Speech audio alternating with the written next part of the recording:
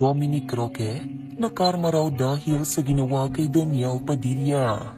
Isang malungkot na balita ang kinumpirma ng premyadong host at talent manager na si Boy Abunda sa kanyang programang Fast Talk with Boy Abunda ngayong araw lamang February 6, 2024. Ito ay ang pagkumpirmang tuluyan ng naghiwalay ang celebrity couple na sina Bea Alonzo at Dominic Roque.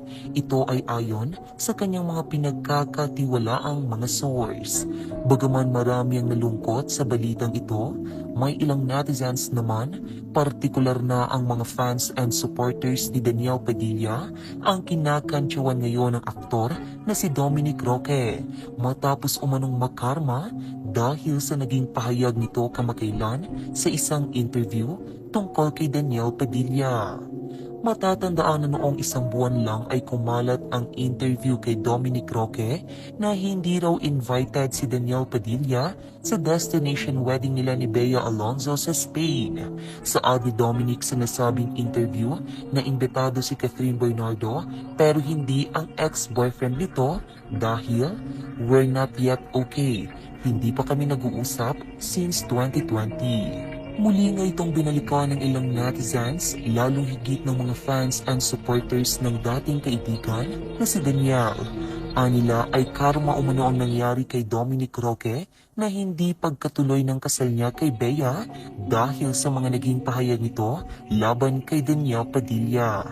Kaya naman pala di-invited kasi wala namang magaganap na kasalan. Kumbaga, nagpapahiwatig na. Ayaw kasi ni-invite si Daniel. Ayan tuloy, hindi na tuloy. Power trip kasi. Kaya kasi hindi invited dahil pati si groom hindi na din invited. Kayo naman, ha ha ha.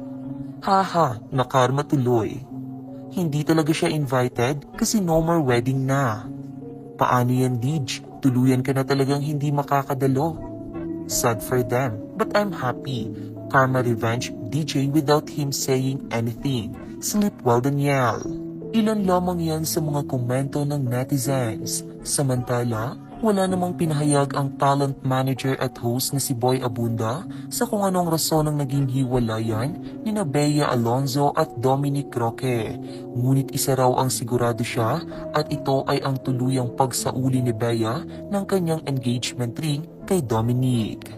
Pinabulaanan rin ng source ni Tito Boy ang mga kumakalat na balitang di umano'y hindi nagkasundo sa prenup ang dalawa. Sa katunayan nga raw ay mismong si Dominic ang nag-offer sa ina ni Bea na okay ang prenup.